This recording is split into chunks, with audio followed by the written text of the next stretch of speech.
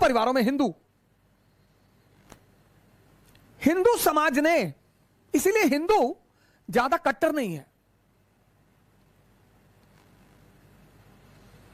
हिंदू समाज में किसी बच्चे को कि गीता पढ़ाई नहीं जाती, अपवाद होंगे, अपवाद कोई पढ़ाता हो अलग बात है,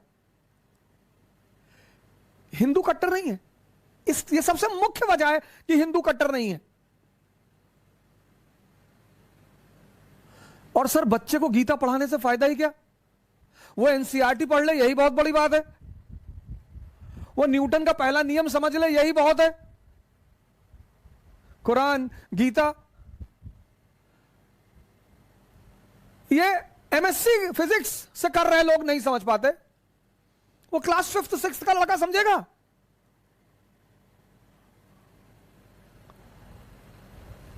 मैंने बड़े धार्मिक संप्रदायों में देखा बच्चों को धर्म ग्रंथ पढ़ाते हैं। तो अब सवाल यह उठता है कि हिंदुओं ने आखिर अपने बच्चों को धर्म ग्रंथ पढ़ने के लिए बाध्य क्यों नहीं किया? ऐसी क्या वजह है? बड़ी साधारण सी वजह है। हिंदुओं ने कहा कि जीवन में 4 उद्देश्य हैं: धर्म, अर्थ, काम और मोक्ष। बड़ा साइंटिफिक फॉर्मूला है सर, ये बहुत वैज्ञानिक। इसीलिए हिंदू अपने बच्चों को कभी नहीं कहते बचपन में कि धार्मिक ग्रंथ पढ़ लो, कहते ही नहीं हो। इसका मतलब हिंदू धार्मिक है? बिल्कुल नहीं। पहला उद्देश्य कहते हैं जीवन का धर्म। धर्म मतलब शिक्षा, एजुकेशन। और मैंने कहा आपसे शिक्षा का मुख्य उद्देश्य सिर्फ एक है, दिमाग को जिंदा करना। आपका दिमाग जिंदा हो जाए, आप डॉक्टर बनिए, आप इंजीनियर बनिए, आप आईएएस बनिए, आप साइंटिस्ट बनिए, आप एंटरप्रेन्योर बनिए, आपको जो मन में आए बनिए।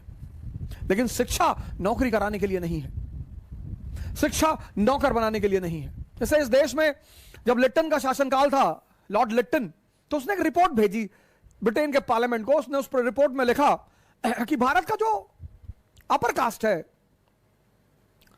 और खासकर ब्राह्मण जो है, ये आक्रांता कोई भी रहा हो, इनका दबदबा कभी कम नहीं हुआ।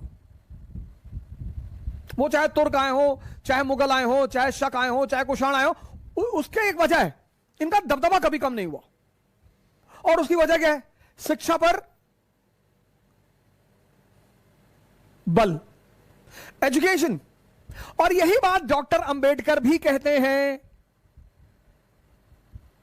डॉक्टर अंबेडकर को यह बात समझ में आ गई कि ज्ञान से बड़ा कोई अस्त्र ही नहीं। लेकिन ज्ञान नौकरी करने के लिए नहीं है। नौकरी की जा सकती है, इतना बुरा भी नहीं है। ज्ञान गुलामी नहीं करने देगा। वो मालिक से भी लड़ जाएगा, जिसके साथ काम कर रहा है उससे भी लड़ जाएगा। जहां भी क्षमता है, आज लोग नौकरियां नहीं कर रहे हैं, गुलामी कर रहे हैं।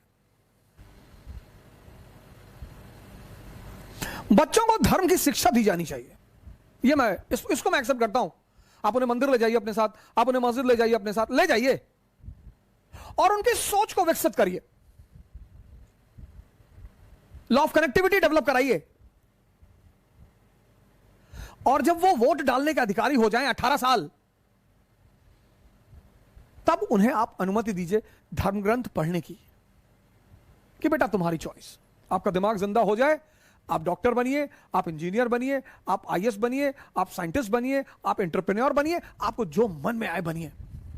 एजुकेशन, शिक्षा पर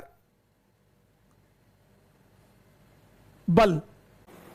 कल इसी उद्देश्य के साथ आपसे फिर मुलाकात होगी। जय हिंद।